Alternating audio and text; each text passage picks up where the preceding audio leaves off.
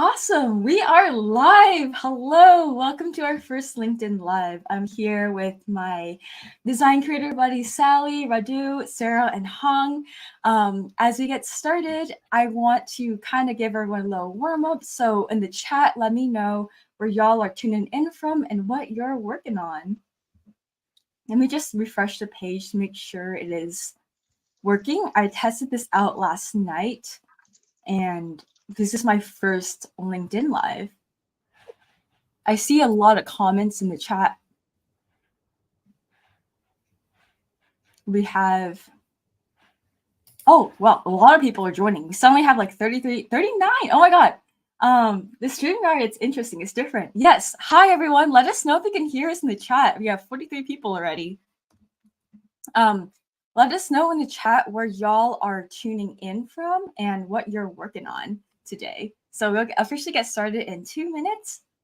And I will also open up my LinkedIn Live on my phone so I can make sure I don't miss any comments as well. What are y'all working on, Sally, Radu, Sarah, and Hong, these days? What are you vibing towards? All right, who went off unmute first? Sarah, did you go? I was always unmuted, but I can. Do you want to go? No, please. Okay, cool. So I'm Sarah. Nice to meet everyone. So I go between Hawaii and Amsterdam. So I would say it's complicated, but I'm currently in Amsterdam, and I'm running 2 companies right now. So I'm founder of The Craft, which is a product design, education, and consulting company, and we're leaning more into specializing with early stage startups. And then I also run a new Dutch company, which I'm working on. And that one is really going to specialize in sustainability. Which is a product design, education, and consulting company. Awesome. Thank you. I'm sorry. I just had an echo from my phone. Awesome. Oh, okay. I was like, is it my reverb? No. We have like hundreds of people joining, and I'm so excited. For everyone tuning in the chat, we'll officially get started soon. And let us know what y'all are working from, and then we'll hop into some intros. I can't see anyone's chat. So Sally, you want to go next? Yeah, sure. Should I talk about what I'm working on? Yeah. Sorry, Grace. Oh yeah, go ahead. Cool. I'm currently working on unwinding my nervous system after like the last decade of grinding really hard in my career. I'm like 23 or 24 years into my career, but the last decade has been intense. So I'm took a bit of time off this summer, decompressing, especially after the hardcore stage of the pandemic. And then I've just been posting like career tips for mid-career designers on LinkedIn. That's been really fun playing around there, and coaching a couple people one-on-one, often folks who are looking at a career pivot or senior design leaders who are looking for coaching in their leadership. And yeah, just bopping around Berkeley on my bike, hanging out with my kiddo and my dog. Awesome. Thanks for sharing. Nice. What are y'all working on these days? So 3 years ago, I decided that I have too much free time, and I sleep too much. So I decided to start 2 businesses, much like Sarah, right? I don't know how much you're sleeping these days, but so I decided to start 2 businesses that I really was passionate about. One was a design education program called Mental Design Academy, and the other one was a product design studio. I grew the product design studio to 13 people and exited earlier this year. And I'm just an advisor for a few startups that I was engaged with, and I'm mostly focusing on the educational program right now. Hey everyone, my name is Hang. I've been working as a design recruiter for the past year or so for Collective Supply, and previously I worked at Boston Dynamics as a staff designer to create robotic UIs. Super happy or super honored to be here today, and I think Grace, you're doing such an amazing job just moderating everything. So, and also, unlike everybody else, I sleep very well these days. So I love that. Lately, I've been working on a lot of Polaroid cameras because I really love shooting Polaroid. So trying to hack it apart, trying to replace some of the Polaroid film backs on cameras. And also recently, last week or so, I've been trying to put together a repository of design maturity articles and writings, which is something that I'm deeply passionate about because I kind of burned out or flamed out from design the last year or so. And I realized that design maturity is kind of a big reason as to why that happened. Mhm. Yeah, thanks y'all for sharing. Definitely check out Hong's LinkedIn memes. I love his memes. They're so amazing. And thanks y'all for joining in. I have this chat. This is my first time doing a LinkedIn Live, and I see like 170 people joining in. So very excited. But for those of y'all who don't know me, I'm Grace. I'm your friendly moderator today. I'm working on Design Buddies. I run the fastest growing design community, helping designers land jobs. I created it 3 years ago when I was 22, and now we have 61,000 members on Discord over the world. So we've done a lot of physical and online events. And I also am a content creator. I create content about design and career on LinkedIn, as well as lifestyle and travel on Instagram.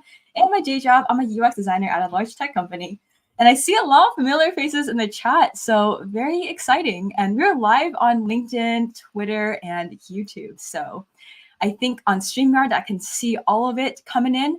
I also like touch some logistics. If any one of y'all hear anything today from our speakers that you resonate with, definitely we would love to see a LinkedIn post from y'all and tag all of us. And I will do my best to engage. If we tag Design Buddies, I'll repost it on our 50,000 member community page as well. So would love to see that. I also have a FigJam link to help everyone like come up with LinkedIn content ideas to help y'all stand out. I'm having kind of trouble accessing the chat on my computer, but I will make sure to get that to you, whether you signed up on Luma or on the event as well. Yeah, so on the topic of content creation on LinkedIn, for any of y'all, what kind of content do y'all create and where do y'all get your inspiration from? You might have to call on us, Grace. Oh, or we could like yeah, each person that goes can like call on the next person, just so we don't have too many awkward silences. Style. All right, Hong, I like your memes. So I want to know, what's your inspiration behind your memes, and what are some like cool maybe like outcomes that came to you from posting these memes?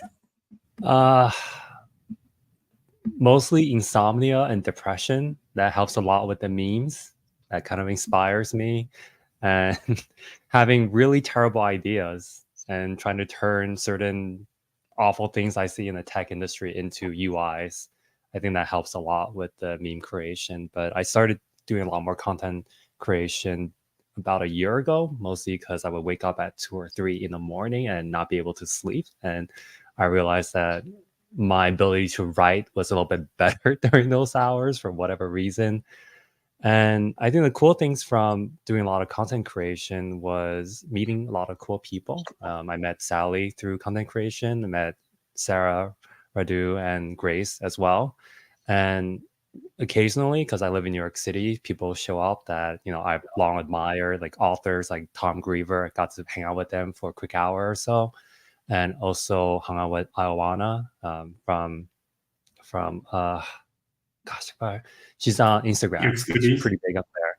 Yeah, and it's just really cool. Everyone, it's also really weird because, you know, you see these people online and all of a sudden you see them in person. They're real. They're not just a figment of your imagination. So I think those things are really cool. Sally, would you mind going next? Sure. Yeah, let's see. So I'm what we're posting on LinkedIn, like what we're creating content around. Lately, I've kind of been like iterating and refining and figuring out what's resonating for folks who are following me, but I've mostly been focused on career growth advice for people who are mid-career, like maybe roughly 3 to 10 years into their career. It's really focused at designers, but I think it could work with anybody who's working in an R&D organization within tech, like especially SaaS companies. So even this week, I was posting about how to like quickly polish your LinkedIn profile, like how to grab stats off your executive's LinkedIn profile and off your product manager's LinkedIn profiles and like use those as metrics to frame your results that you're delivering, stuff like that. My most recent full-time gig was leading the jobs design team at LinkedIn. So that's all about like connecting job seekers and hiring managers and recruiters. So if you post a job on LinkedIn or apply, that whole two-sided marketplace. So all that is informing the content I'm putting on LinkedIn. It's like, here's what I've learned about recruiter behavior. Here's what I've learned about hiring manager behavior. I've been a hiring manager probably for over a decade now. Like I've hired dozens and dozens of designers. I've managed tons of people. So I'm trying to take the perspective of, as a leader, this is what I look for when I'm hiring designers. This is what I'm looking for when I'm looking to promote someone to senior. These are the kind of behaviors I want to see, and how to try to demystify that to unlock it and make it much more easy for designers. Because I see a lot of designers who are investing a lot of time in craft. I think that's important early on, but there's a certain point at which there's diminishing returns in continuing to invest in craft. And really, to get to senior and beyond, you need to unlock that understanding organizational dynamics and navigating the org and communicating about your work and framing your work within the terms of results and managing up and out, all those things. So that's what I'm trying to post on. And what's been really great about playing with that is just the messages I'm getting from folks, usually via DM, because a lot of the posts I make, it's a little too spicy sometimes to like comment directly where your boss might see it on LinkedIn. So I always leave my DMs open, and it's really interesting the feedback I get behind the scenes one-on-one. And the one post that resonated most heavily, I think, was from last week. It really touched me. I was talking about burnout and just like reclaiming my nervous system for real crises. And it was something like, I'm done with the manufactured crisis of corporate life. And like that sentence in particular really resonated for folks. I got a ton of DMs that were so personal and sweet. And I felt just really honored that people were sharing their stories with me. So there's something in the air right now around that. And it feels neat to be exploring that with folks via posting on LinkedIn. Sarah, what about you? Hey. Okay, so I really like what you just said. I really resonated with that because maybe some people know, but over the past 2 years, I've sort of shared on LinkedIn that I've gone through a lot in the past 2 years with like grieving and long COVID. And so just hearing you talk about that, really taking back, ownership over what you're doing, I think LinkedIn is a really big part of that. Yeah, so I've been sharing a little bit more personal stories related to this on LinkedIn, but I also have quite a mix because I have the craft as well. And maybe, Radu, you've also kind of navigated this, but it's like, how do I differentiate myself from the craft? So that's something that's been developing over the last year or so. So I would say my content focuses a lot on product design at all levels, and also for interviewing in particular. So I definitely noticed that the interviewing stuff really resonates with the LinkedIn audience. And yeah, now I'm sort of navigating, sharing a little bit more about what I'm doing with climate tech stuff. And so for climate tech, we're going through like a bunch of UX research and working with clients and stuff. And so it's like, how do I navigate shifting that audience switch? Because I don't know if all product designers are necessarily interested in learning more about climate tech specifically. It's such a niche thing, So yeah, just kind of navigating that. But I do have a process for everything that I post. So it's very much like kind of posting things from like inspiration day to day. I do a lot of coaching on product design. So I think a lot of my content comes from that. It's like tips for resumes or tips for portfolios, that sort of thing. Yeah, and then from there, like I don't only want to post interview content, so I'll try to mix it up with also things that I like or I want to talk about. So I also post about like ROI of design. I post about working with stakeholders. Yeah, and then what I do is I actually have like a Notion where I'll track everything. So I'll track the performance at the end of every week, see what performs well, and then I kind of lean into that more for the following week. Yeah. Radu. I'm going to steal that Notion trick. Oh, here's an echo. I feel like if I'm going to talk now, I'm going to repeat just what Sally and Sarah said so far, because I resonate a lot. And I think also why I started posting was because I wanted to see better candidates out there. I was a hiring manager as well for many years, and I saw candidates in interviews, and they did things that didn't make sense to me. So I was like, why are you doing this? Why are you doing that? Have you considered this? And I think from this, I started getting more content inspiration. So I have like this notes where every time I talk to someone, if they say something that could be turned into or could be shared with others as well, that I'm sharing with them, I just put it in there. And I totally agree with Sally. So many designers focus so hard on, how good am I with Figma, Sketch, Photoshop, Adobe XD, all of those, prototyping. And I'm like, when you got to sell your designs, it's not going to come down to that, how you present, your confidence, your communication skills, all of those. I actually have this theory that they matter about 60% in your career success, and then 40% is maybe, hard skills like Figma, and then 60% is like soft skills. So I don't want to repeat everything that Sally and Sarah said, but largely that's what I post as well, on helping designers really get better. And it's out of a very selfish reason. I want to hire better people. So I want to help you be better so I can hire you later down the road.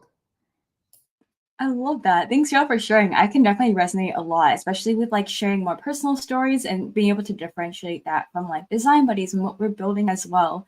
I feel like there's also, I know a big concern people have is like, I'm so new in my career, I don't know what to post, but I feel like everyone has something valuable to share. Like you could post about what inspired you to get into design, what you would tell your younger like high school self, and don't let like your seniority stop you, because you can either you can also like post something that's like tangible advice, or post something inspirational, helping someone feel less alone. And I feel like that is also value. So don't ever let your more seniority stop you from posting and sharing content on LinkedIn. And for me, I get my ideas from life. Like I just like doing a lot of random things, like whether they're design related or not design related, like traveling, trying out new things, going to events, testing out the waters, and just learning from that, making mistakes fast and learning from that, and like talking about it. My learnings on LinkedIn. So on LinkedIn, I mainly focus on like design and career content. And then on Instagram, I do like lifestyle and travel and digital art. So I try to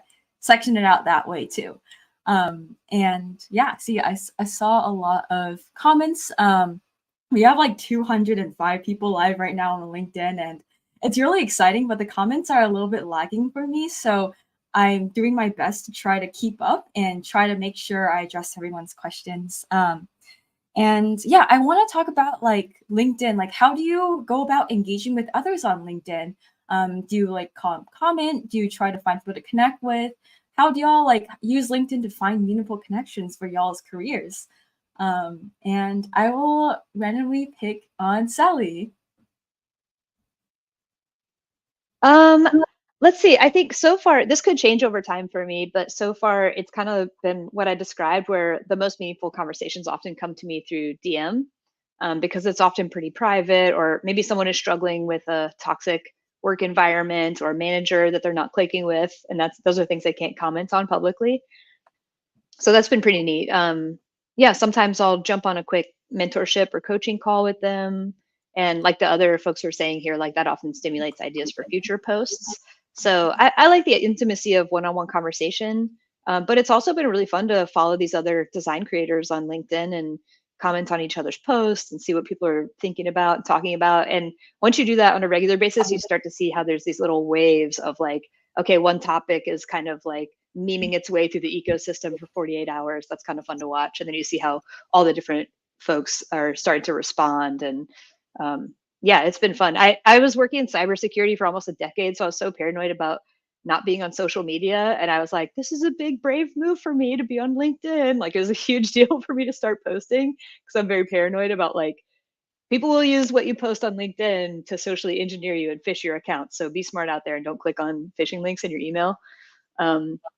But that's my own little tangent. Just want to keep everybody safe. Yeah, but it's been really neat to like come out of my little like snail shell and be like, hello, buddies, and then find all these really nice people and find that I'm not getting phished. I'm finding like really nice friends to connect with. Yeah. What about you, Radu? So I do two things. One is actually use LinkedIn's recommendation tool to connect with people, because I feel like sometimes they're very relevant. So, you got that section where it says, you might know this person, or these profiles might be relevant. And sometimes that's pretty good because we have things in common. Obviously, most of the times those are designers. And then I think when I see a piece of content or someone working on something that I resonate with, I just message them personally. I don't, just comment publicly or anything. I just message them and say, hey, I really like that. And sometimes these turns into like conversations, and I get to meet those people in real life or over Zoom, and sometimes they even turn into like collaborations. So I think that's been really my way of reaching out to people on LinkedIn and connecting meaningfully. Sarah. So I think my approach is generally just kind of making real friends, like, being really genuine. So, and this goes back to what Hang said earlier about, just being able to meet a bunch of really cool people. We also have a Slack channel for the creators where I've sort of expanded my network, which has been really cool, meeting even more people. But it kind of came about really naturally because I think initially when I started posting on LinkedIn, it was just people coming across, my feed that had a lot of engagement.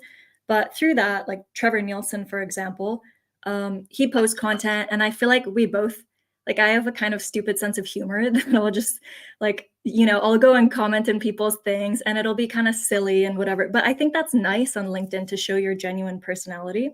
So like with him, we had good banter. And then from there, I invited him to a coffee chat and we just sort of became friends in that way naturally. And I think that's how I meet a lot of people. Like there's also Christopher Nguyen. And I know like we also sort of have like a similar sense of humor where we'll be like just trolling each other in the comments. And I know Hang does that too. So I find it's really funny to just be genuine and like really reach out to people and try to get to know them on a personal level. By doing that, also Jeremy, I was on his podcast, but then he also invited me for the Halloween special, which was anyone else on the Halloween special? I have You one were the line. only one. Yeah, okay. I had one line. Yeah, but it was really funny. So voice acting is not my forte, but I think make sure you're having fun. Like everything doesn't need to be so serious and overly professional. I think you're selling yourself short because by far you were the most professional sounding person in the entire podcast episode. And I was like, I'm shocked that this is not your day job. Oh, wow. Maybe I should quit and bye, guys. No. But I do think, so I want to follow up with what you're saying in terms of, I feel like LinkedIn is almost like a superficial layer or an entry point, like a gateway drug to all these other communities and networks. So with Grace, Design Buddies, with the content creation Slack channel and podcasts and everything else, I think LinkedIn is kind of like an early entryway. So you can build these deeper connections and relationships with people. So I think that's great. And I think also from a more tactical or algorithmic standpoint, just commenting on other people's posts helps a lot for your own content creation, because it does a few things. One is they start to see you more often. So now they kind of feel like they know you after a while and they're more likely to engage with your content in the future. It's also a great way to read other people's content, understand what's working, what's not working, seeing how certain posts are boosted, other ones are kind of like die in the algorithm. And then also, I do notice that if you talk to people over DM on LinkedIn, or if you comment on their stuff a lot, what happens is after a while, both your content appears near the top of their feed, and their stuff is more likely to appear on your feed as well. So that kind of helps boost engagement long term, because the LinkedIn algorithm is helping. It's kind of like is noticing that you two are forming a connection, and that they're kind of easing the way in the future. And also, I think just roasting people and making fun of people is a lot of fun. And I think that's basically the basis of Trevor's and my friendship at this point. Yeah, I love all of y'all's sharing. I resonate with so much of it, especially just being able to being yourself on LinkedIn. Like I dance on LinkedIn. And so I started doing that because this is kind of funny aside. I was at Figma's conference Config, and I was with my friend Curtis, and I was like, one of my life goals is to ship post on LinkedIn. Yes, I'm saying this on a LinkedIn Live. And then we filmed a LinkedIn dance at Config. It's like, oh, I'm gonna dance. And like it really went well. So like don't be afraid to like be yourself on LinkedIn and don't, I know LinkedIn in the past, like I felt like it was such a corporate place. You had to like be all buttoned down, be all perfect. Like I'm excited to announce I got this, look at me, I'm so shiny, like work at Fang. But like I feel like LinkedIn has also evolved a lot over the years and to something that's like people can express themselves more. And I feel like by putting yourself out there, by expressing yourself, you attract people who are similar to you and making really great friends. Like we all actually connected from the Design Creators Slack started by Tommy Gyoko, designer Tom. Definitely check him out. So I was actually like member, like the first in the part of the first 5 members of that Slack, and I love that community. It's like I probably spend the most time in like that community and Design Buddies too. So yeah, love that. And I see a lot of comments on LinkedIn, and I'm just trying to make sure I like respond, try to give value. LinkedIn lunatics. Oh my god. Someone said learn about there's a subreddit called LinkedIn lunatics. I'm also part of that subreddit as well. There's also like really funny places on there's like another Facebook group I like called like Sounds Like Bro Posting on LinkedIn as well. But yeah, I know we also have a lot of early career folks and wanting to leverage LinkedIn to stand out in the job hunt. So I was wondering if y'all have any like LinkedIn profile tips. How do you optimize your profile to help you elevate? How do you like express yourself to make sure your profile tells a story that you want to tell and highlights what you like? And I saw you unmuted, Radu. So let you all. So take it away. Go ahead, Sarah. Huh? It was me? I don't know I who you thought you named. just unmute. Yeah, like LinkedIn profile tips. Like like what kind of tips would you give someone to help their profile on LinkedIn stand out and showcase their best self? Okay, I'm gonna give one because I see this very often. If your LinkedIn profile says your 5 things, you're probably doing it wrong. It should say 1, right? So I see a lot of times people saying I'm a web developer, product designer, UX designer, soccer player, or musician, right? And I've first-handed seen how a very qualified candidate didn't get a job because he put in too many things on his profile. And I was working at Fitbit, and he applied to that position. He was a designer turned front-end developer. We all agree, or we can all agree, that one of the best backgrounds to come from as a front-end developer is being a designer, because then you know how to work with those designs, you know how to implement them, you're careful with the details. And we were looking for a front-end developer. So this guy had too many things. He also was a musician, so he had that on. And he applied, and the recruiter saw all of those and just moved on because it was too much. And they were looking for a front-end developer. And I see this mistake being done by a lot of entry-level people trying to show that they can do everything, right?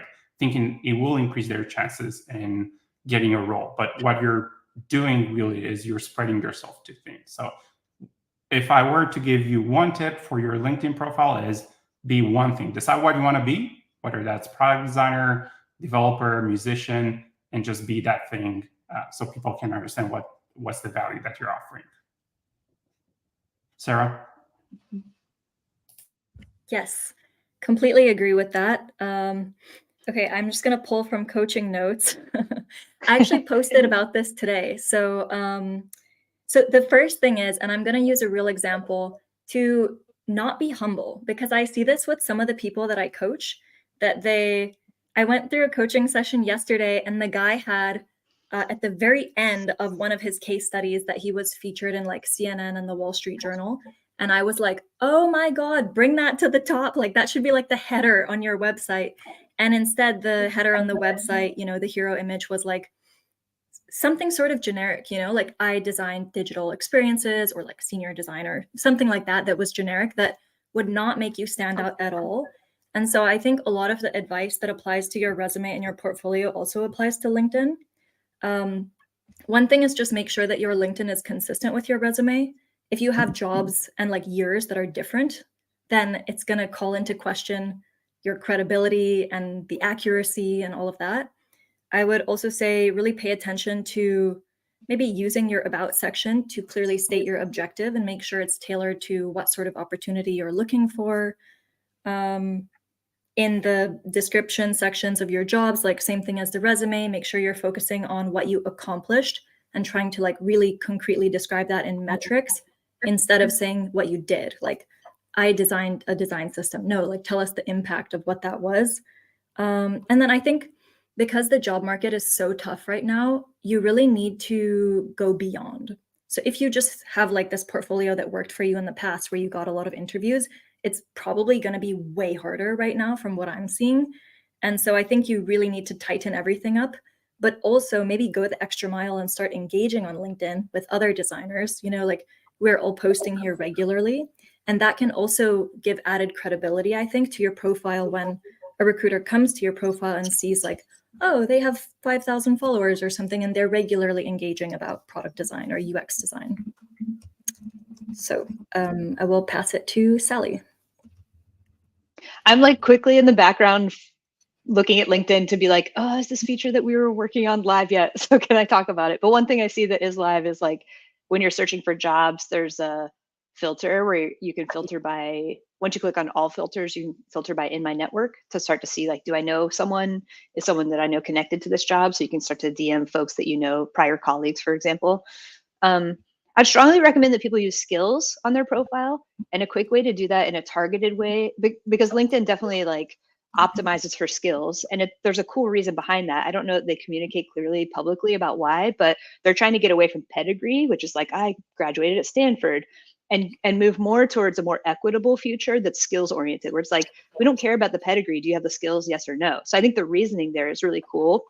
Like if you're able to see behind the scenes at LinkedIn, despite the fact that I left, I feel very strongly that they're doing great work. They're making good decisions. There's really like smart, ethical people behind the scenes that are investing heavily in equitable outcomes in the workforce.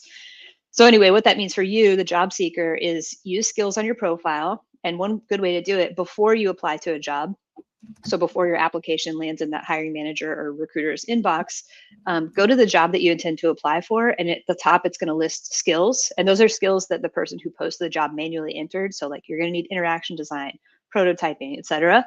Click on it. And then LinkedIn will show you how many of those skills you have. And if there's any skills that you have that are not already on your profile, use that little workflow in that module to quickly add those skills to your profile. Don't lie. Don't add any skills that you don't have. But if there's something like interaction design you didn't have as a hashtag skill on your profile, but they're looking for that job that you're about to apply to, add it to your profile, because behind the scenes, once your application lands, like if they're using LinkedIn Recruiter, they have quick filters that are like skills match filters, where they can, if they get a ton of applicants, and for early career designers, they will get a ton of applicants. They'll get hundreds in the first 48 hours. So they need a way to quickly reduce the noise. They're not being jerks. It's just like they're in survival mode, right? They're also hiring for multiple positions at a time. So imagine a recruiter's getting flooded with 1,000 applicants in the first day. They have to use some amount of automation to go through that. And they're going to use something like Skills Match to say, don't even show me the people who aren't a strong skills match. Like I want people who have, they might even have like, here's required skills. You won't see this on the front end, but they have certain skills that are required, certain that are nice to have. And they'll certainly filter you out if you don't have the required skills. So you make sure to use skills on your LinkedIn profile, but do it via the job post, just to make it a little bit more effective and like efficient for your sake. And then, oh, Sarah mentioned something great about don't be humble. If you really struggle with that, like if you're struggling with imposter syndrome, I use this technique for writing promotion plans. Like I use like promotion buddies, where you find a colleague who knows your work really well. Like find a classmate or a colleague if you've had an early career job, and toot each other's horns. Like do a little working session at a cafe or over Zoom and be like, no, remember you did this, you did this, you did this. And you can help champion each other. And then if the person's like, really, I don't know, did I really? Then your friend will like advocate on your behalf, which I find is so much easier than the self-advocacy stuff. Because you're like, I don't want to be gross, you know, I don't want to brag. So let that person brag on your behalf and they can even help craft the language that you use. And then when you're looking for those metrics and outcomes, again, it's November 17th today. So if people are watching the stream later, it's November 17th, 2023. I did two posts this week about like quick profile refinements, and one was like stealing business outcomes and metrics from your executives' LinkedIn profiles and product managers' LinkedIn profiles, and it walks you through how to do that. I think that's everything top of mind. There's so much more, but those are like quick, like just if you want to spend like 2 hours this afternoon, those are things you can do right now. And I love the Radu, you're promotion coming off mute. buddies. Cool. Yeah, I did that myself. I like helped the two of our former like engineering leads at Duo Security get their promotions to senior director because they were like not motivated by that, and they're like, I don't care, whatever. And I was like, I'm sitting down, I'm writing your promotion plan, and so we just like did a working session with it, and it worked really well.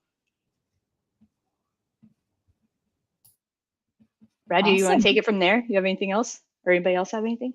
No, I won. I think I had my turn. Hang, you have so much stuff because you're a recruiter. I can't top what you just said. You worked at LinkedIn, and I think your advice is awesome. So I would only add that I think early on when I was getting into design, I thought LinkedIn was kind of a catch-22 because it's so focused on your prior experiences. That's the first thing that everybody sees and judges you on. So if you don't have that experience, your LinkedIn profile is just, it's just not going to have that kind of power or gravitas. And I'm just so glad to hear that people working at LinkedIn notice that and are now trying to focus on skill sets as opposed to prior experience. With that said, though, I can think of two designers whose stories are just like how they approached it as early career designers really moved the needle for me. And they're no longer junior designers. One's Caroline Liu. She works with Mitchell Clements at Simple Nexus.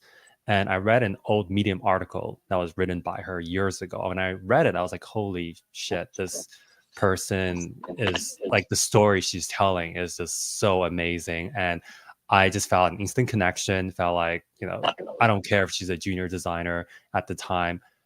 I would love to work with someone like her just because of her background, her story, how she thinks about things. And even if she doesn't have all the most relevant experiences, I feel confident just from reading this that she could easily pick everything up and she's going to be a rock star designer in no time. And, she's a senior designer now, like, no kidding. And other person would be Emily Mazurek. Hopefully I'm pronouncing her last name correctly.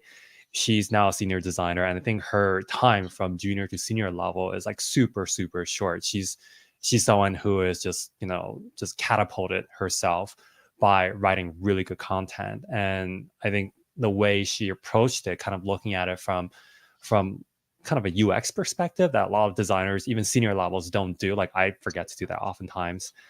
I think the way she approached it and how she leveraged content creation, LinkedIn to help build her career, to just speed it up so much and to pick up all these relevant skill sets is super impressive. So Caroline Liu, Emily Mazurek, I think they both have created a blueprint for junior designers who are trying to figure out how do you create a presence online without any prior experience? How do you get your voice heard? I think they've just done such a tremendous job of it. Awesome. Thanks so much for sharing. Y'all share a lot of wonderful pieces of advice, including like promotion buddies. Don't be humble. I used to feel a lot imposter syndrome when I was starting out in design. I was like, who am I? I'm just like this random small potato. But like, actually how I got over that was I just liked having people to like hype me up. And also, this is like, I don't know, I did this, I don't know, it might work for anyone else, but I looked at myself in the mirror and said, like, Grace, you're the shit. You can do anything you want. And just like hype myself up, like, Grace, you're the shit. Go for it. So that helped me like develop a little confidence. And I feel like for me, just like doing a very wide variety of things, like my background's actually, I studied bioengineering and computer engineering in school, very little to do with UX design.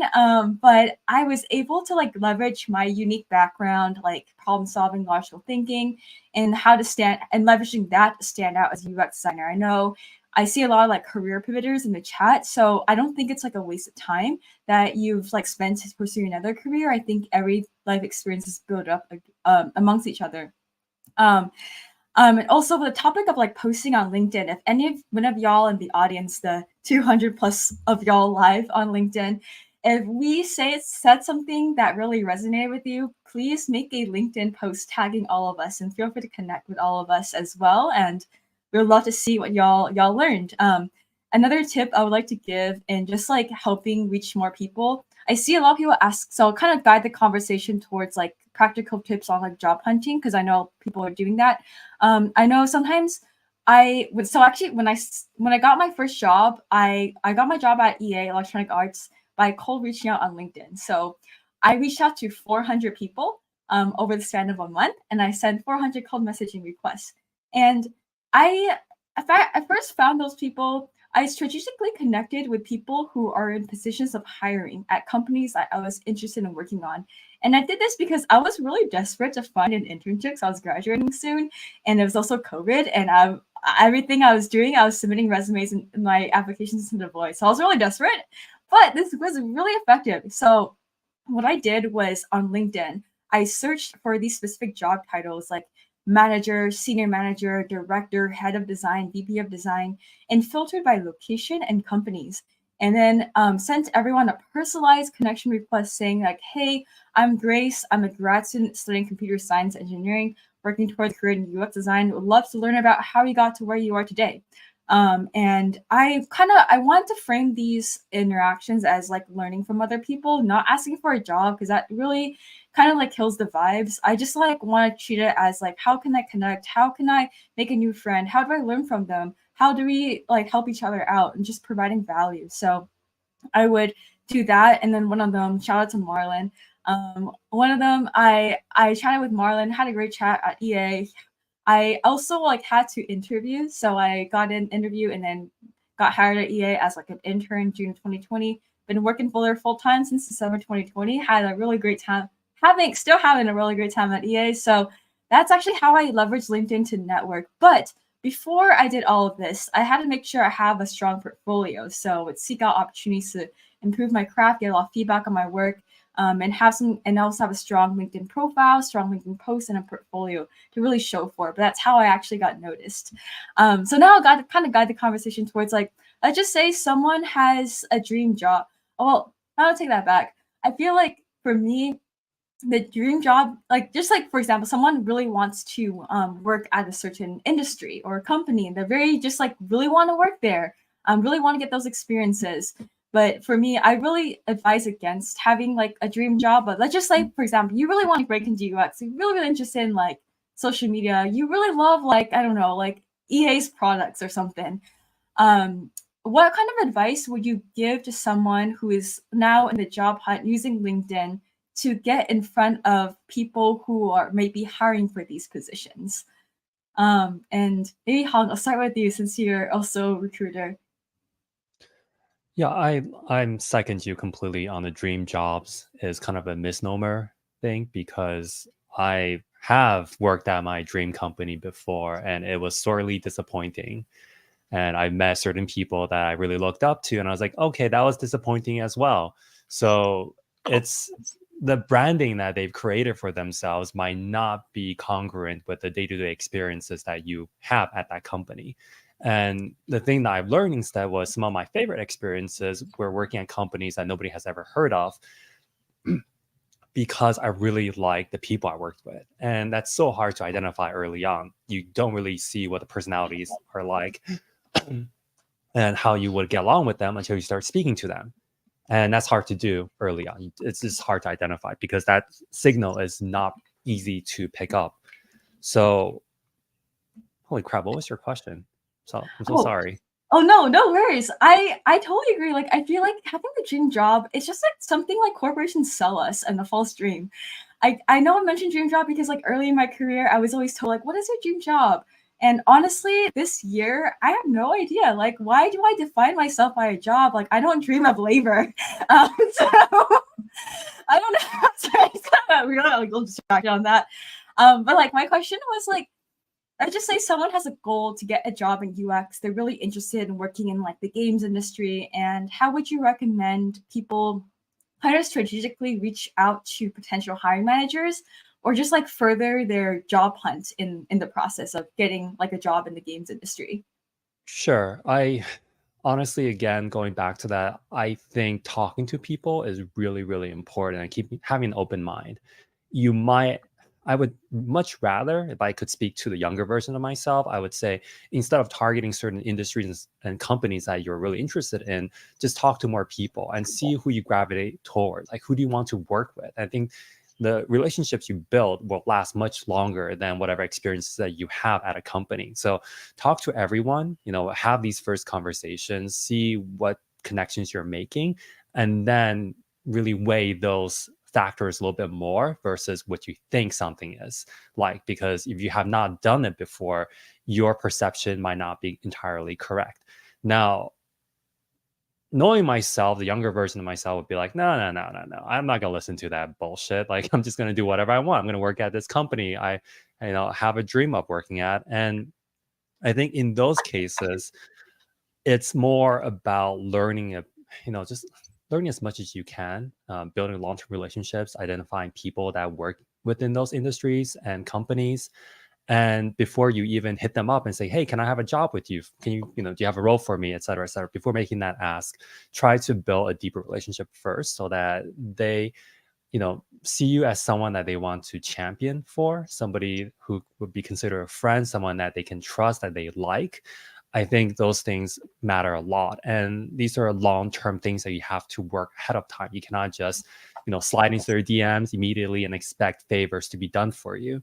So it kind of goes back to the content creation thing. Like, if you're like, the whole adage about, best time to plant a tree was like 10 years ago, but next best is like tomorrow, right? And it's about creating that kind of optionality in the future, making sure that you are able to tap into it in the future.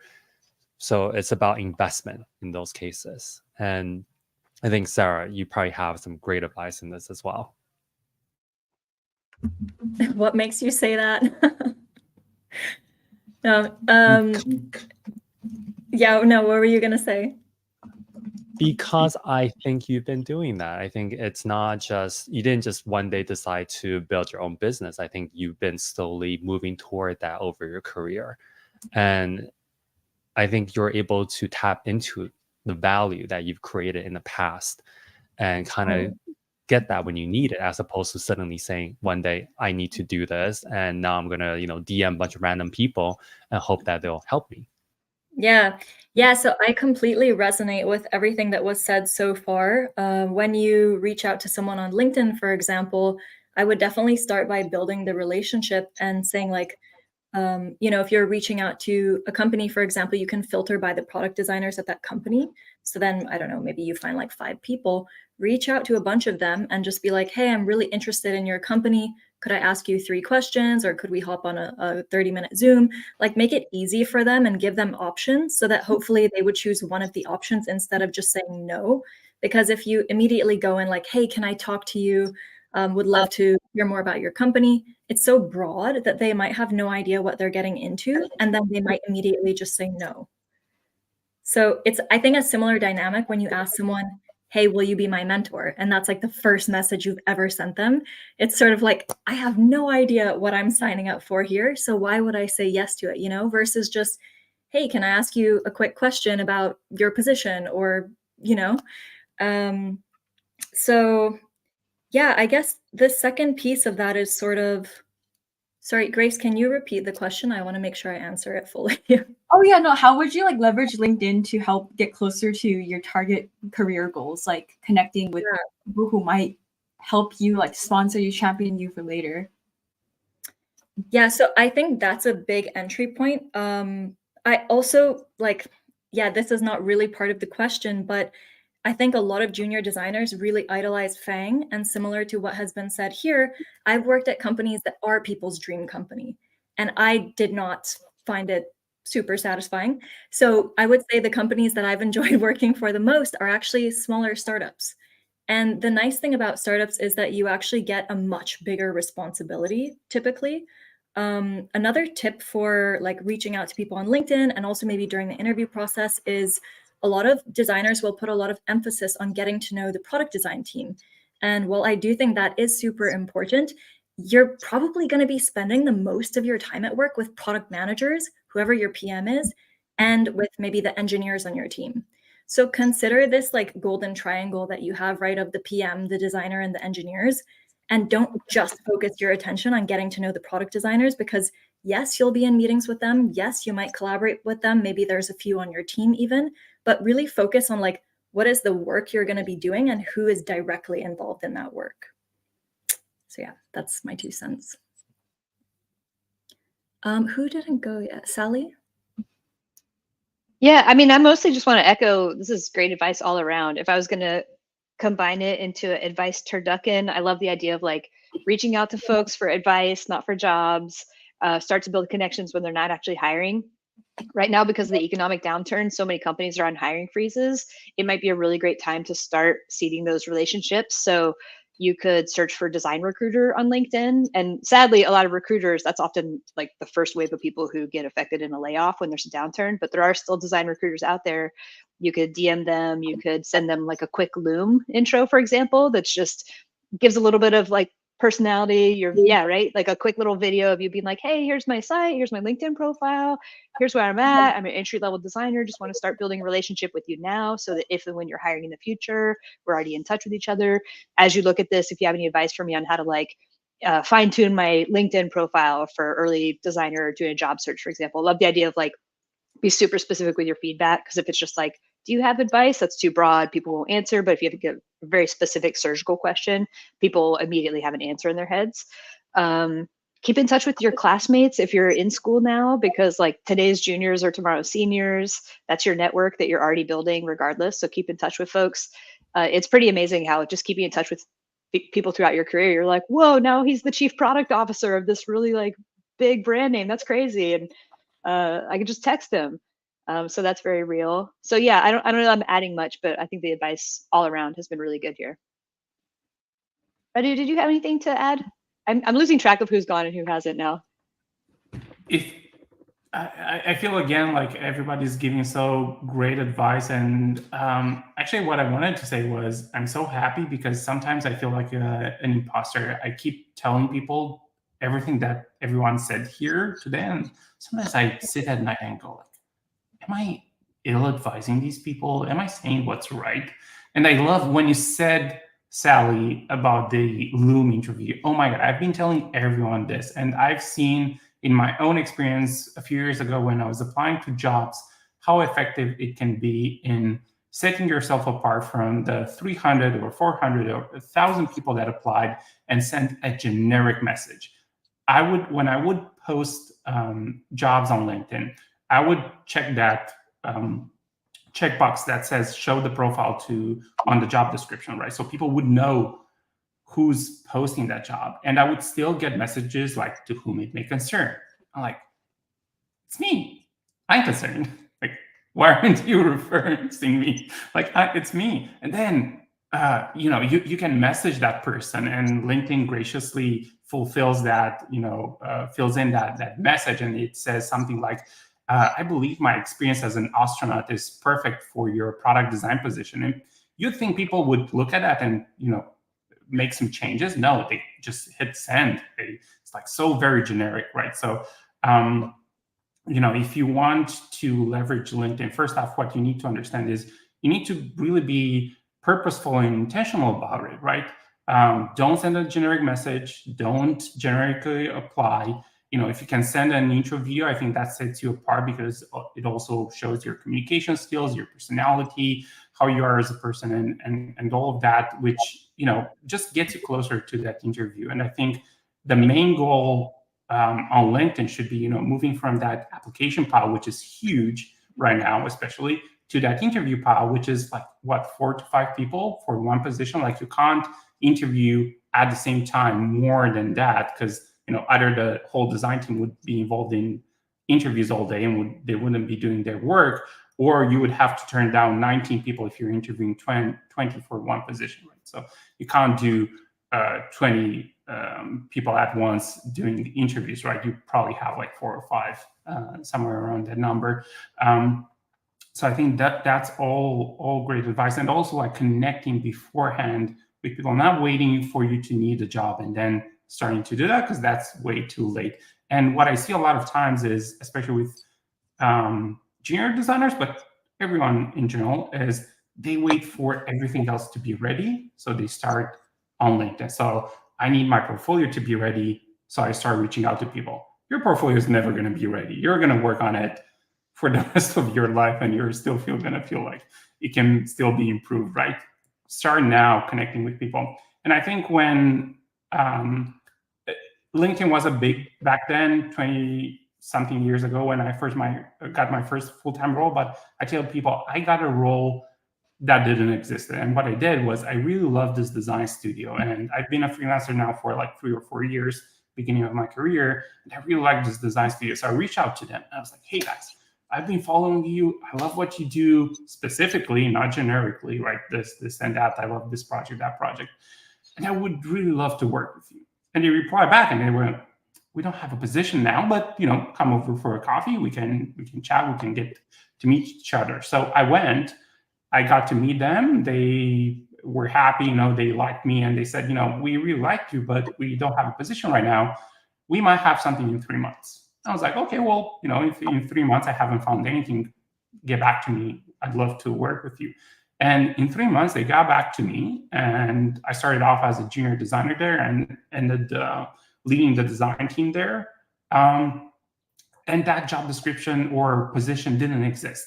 Like, I didn't go for a job. I went for something that I had a passion. And I think there's a difference between the dream job and something you have a passion for. So, if you have a passion for automotive, start connecting with people in automotive industry, car companies, navigation companies, all of these. And the fact that you have a passion towards that and the domain knowledge comes on top of your knowledge as a designer, right? Because in addition to that, all of the skills that a designer has, you also have a passion, domain knowledge on top of that. And I think that can also help a lot. And you'll see, when you can speak more deeply about the industry or the domain, because, hey, in addition to, UI design, I also, tinker on my car all day, right? And I installed this crazy tablet navigation thing and I tweaked it. And that's actually a true story. I interviewed for Telenav 4 years ago. And in addition to being a designer manager and having all of the skills to recruit people and hire people and all of that, I truly have a passion for cars. And when I started showing them pictures of my car and what I did to it, they were like, oh, that's cool. I love that. And this is not a dream job. It wasn't my dream job, but it's something that I have a passion for. And then that makes me able to speak more deeply about the industry, the problems, everything else. And then, it's a little bit different than just generically applying to a role. Mm-hmm. Yeah, definitely agree. I feel like there's so many opportunities out there. Like, look beyond your dream company, because there could be a lot of exciting opportunities out there as well. And I know we have like a couple of minutes left, and I see also still like 200 people live on Zoom on LinkedIn, and some of the comments are lagging, but I really appreciate this. I'm gonna end with one last question. Well, kind of like two questions. I see some questions in the chat. I see like N mentioned Twitter is also an underrated place to connect with folks who are hiring because it feels like a more intimate space to connect. Got so many interviews just chatting with design managers on Twitter. So yes, Twitter, Instagram, like beyond LinkedIn, but I know it's like stressful. It could be stressful to think about so many platforms. And so if I was just focused on one, I'd probably do LinkedIn, but Twitter is great. I like it. And Instagram too.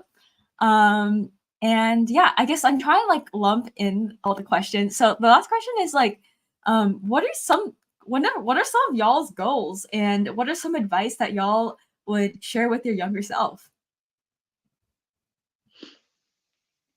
I have some advice. Yeah. I don't know about my goals right now. My goals, just stay chill, stay calm. Don't get burned out again. Don't let my nervous system get ratcheted up again. But advice to my younger self, and this is like specific to designers too. Like, we have a special skill at reframing problems as opportunities. And that demonstrates such a positive attitude to have when people are vetting you for roles. Like, if you're able to talk about like your growth mindset, what you learn from challenging situations, reframe those problems and challenges as growth opportunities. That's a great mindset to have early on. And it speaks very highly of you, because managers can always coach you up on technical skills, but if you lack self-awareness and if you have a victim mentality, it's going to look really bad during the job interview process. So work on that growth mindset, reframe problems into opportunities. It's also just like a great way to live, right? Like when things are going wrong in your life, you can be like, well, this stinks, but I don't know, what can I learn from this? So it's a good way to live, but it'll reflect very well on you during the job interview process.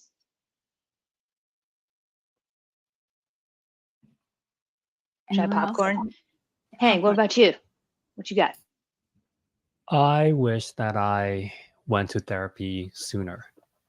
And I think that helped me a lot more to be a better designer in weird or unconventional ways, because it makes sense, right? Like design, we always, especially junior designers, think that design is about pushing pixels, using the tools, knowing, having high skill set or hard skills in creating design systems, leveraging certain tools, maybe coding, like all these skills, right? And one thing that's super important for designers is being able to work with other people and just being, just maintain your mental health. Because when your mental health suffers, how you interact with other people also suffers as well. You lose patience, you become more aggressive, maybe more pessimistic, more cynical. And not taking care of your mental health, I think, was probably one of the biggest mistakes I made. Early on, when I tried to break into design, I went at it so hard for an entire year that I basically put myself into debt in multiple ways: credit card debt, mental health debt, sleep debt, and the interest rates for all of these debts were quite high. And it can take much longer to do that, to like get out of it. And the thing that a lot of people, I think, especially juniors, and I wish, myself especially, did was to be kinder to myself and not be so harsh. The assumption is that if you're just really tough on yourself, like this is the only way to grow, to really push yourself, excel. And that's not true. There are ways to do it sustainably, with kindness. And I think these things are very much underrated. And one thing that was important for me, and I think this is the advice I always feel comfortable giving to people, because I think the design market changes so much. Like the advice that I would give to myself early on 10 years ago is very different than now, because the way you break into design pre-COVID and post-COVID are almost entirely different, even now. And that was, I realized that after talking to a lot of people, the top reason for people to quit design wasn't because they weren't skilled enough, wasn't because they couldn't hack it. It was because their financial runway ended. Their mental health forced them to do something different. And most people, when they think about getting into design, it was just, I'm going to upskill on everything. I'm going to get really damn good at this. And they ignore these two things: your mental health and your financial runway. And these are top reasons. Truly, if you talk to enough people who quit design early on, it's one of these two reasons 90% of the time. Sarah or Radu, what do you think? Yeah, I completely agree with that too. I'm also a fan of therapy.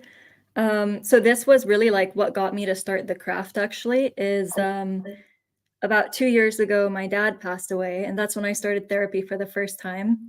And before that, I think I was sort of the mindset of like, I don't really need therapy and it's a lot of money, And after I started therapy, I was like, oh, everyone needs therapy, And actually, it's more about maintaining your mindset than, this sort of perception, especially maybe of like a previous generation, which is like something's wrong with you, or, you need to fix something.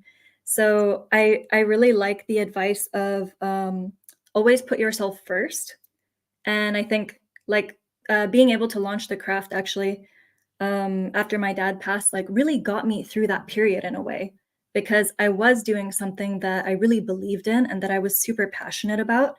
And like, funnily enough, or maybe it's not funny, but after that, I went through some more things that were, also really not nice. Like I went through a breakup with a partner of 3 years, and then I developed long COVID for 8 months, and I was stuck in Hawaii, and I lost my residency in the Netherlands. So I've like been going through a lot in personal life, but I think like also going to therapy, putting yourself first, doing like good habits, really taking care of yourself, And I think particularly if you are employed, the advice I would give is make sure you have clear boundaries.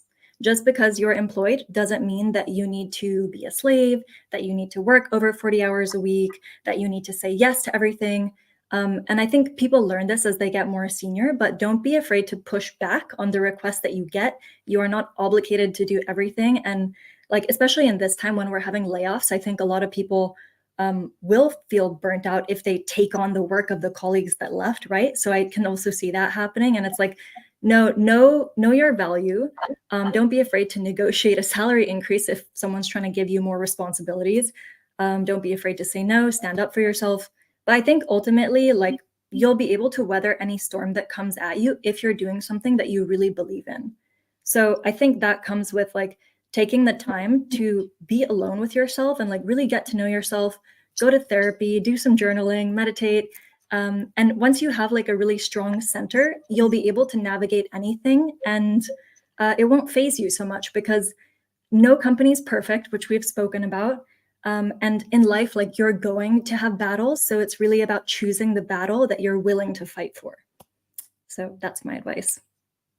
Radu, did you go? No. No. I think I want to add an example because the boundaries thing is fantastic. And before you actually apply it, it doesn't seem possible, but then you do it and you go like, oh my God, I can't believe that worked. So I worked for almost 10 years with the West Coast. So I'm based in Romania, Europe. So that's 10 hours behind West Coast. And you wouldn't believe how many dinners I had in a meeting. Too many over the 10 years. And I was talking to a colleague one day and he asked me like, have you tried to say no? I was like, what do you mean? It's like, yeah, say no. Decline a meeting. I was like, no, people will get upset. No, I can't do that. He was like, well, how about you try it? Or at least block your calendar, right, for those hours. And I did it. And guess what? Nobody got upset. Nobody, they worked around the schedule. They were like, hey, can we meet an hour earlier? And we're going to come in the office a little bit earlier. You can have your dinner. I would get so many meeting invites for Friday evening, Europe time. And I was like, guys, it's like Friday evening. I'm trying to have a dinner with my parents, my family, my spouse, like all of these. And I said no, and it worked. And we have this really, so one of the things that makes people like career switchers that want to get into UX quit very early on is, at least in my experience and what we've seen with our program, is they don't set boundaries at work. So they start at a time where, things are a bit, easy, they don't have a lot of work on their plate, and they don't set those boundaries, and they go like, hey, I started something personal. I'm not going to be able to take additional work. I'm not going to be able to go, take more work, do extra shifts, or all of that. And then that happens. And then they get overwhelmed because they didn't set those boundaries, so they accept it. And, they at some point they go like, I can't do this. I can't have a full-time job that I got to be at for more than 9 hours a day.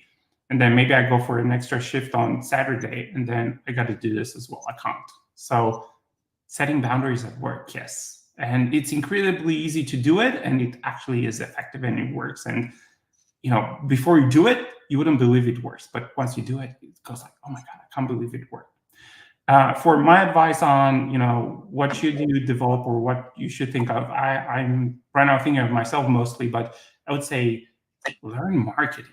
Like, I feel right now, at least in this moment in my life, market is everything. And I see so many ways in which it can help if you're a freelancer, if you're an employee trying to market yourself better, if you're starting your own design studio, anything deals with marketing. And I've been ignoring this discipline, this skills for so long. And now I'm, definitely paying a lot because I didn't learn it sooner. But I think, it can definitely help you a lot in whichever stage of your career you're at, whatever you're trying to do, whether you're starting a business, whether you're trying to position yourself better in the company that you're working at. I think, marketing. I can't say more than that. It's very complex. I'm trying to learn it as we speak, but yeah, start now because it's a lot of work as well. Yeah, now's the best time. Stop waiting, everyone. Thanks everyone for tuning in. If you would like to connect with all of our speakers here, look them up on LinkedIn. And then if anything that anyone says really resonate with y'all, definitely make a LinkedIn post about it. We'll love to see it. Tag all of us. And I also love the advice shared on setting boundaries, taking care of your mental health and physical health, because without your health, you don't have anything else. So it's not a stigma. Whoever says the stigma, it's not someone you want in your life, to be honest, because not everyone's your target audience. I know, like, growing up, born and raised in Silicon Valley, everyone was like, hustle. Like in high school, everyone's like, what are your grades? What school did you get into? What are your job titles? And like kind of growing up with two parents with PhDs, I was like really ingrained in me that like, oh my God, my title, my identity, gotta hustle, gotta work hard. And to be honest, like I burnt out so many times because I felt like I had to please others and trying to like not respect my own boundaries and just kind of letting people kind of do whatever, like making me believe I need to do whatever they want. And it led me to a deep burnout. So definitely agree, taking care of your mental health. And whoever says the stigma isn't your target audience, and that's okay. And without your health, you don't have anything else. And set clear boundaries. Thank you so much for being on. I really appreciate it. This is my first LinkedIn Live, and I would love to do more. And I hope everyone had a great time, and happy holidays, happy November, happy end of 2023. And in the comments, let us know like what are all of y'all's goals? Like what are your goals, pain points? What are you working on? What do you hope to achieve in 2024? We'd love to stay connected. And yeah, any last words or are there any parting words for our audience? Just thank you to Grace. This is awesome. Yeah, it's really fun. Yeah, thanks for hosting. You did a great job. Thank you. I appreciate it. I was a little nervous for the comments and the lagging stuff, but I'm so glad it went well. I think it's all working out well. And thanks all for so much thank you all for taking your time to chat with all of us today. I really appreciate that. And bye everyone on LinkedIn. Bye everyone. Cool. Stream is ended. Awesome. Thanks so much.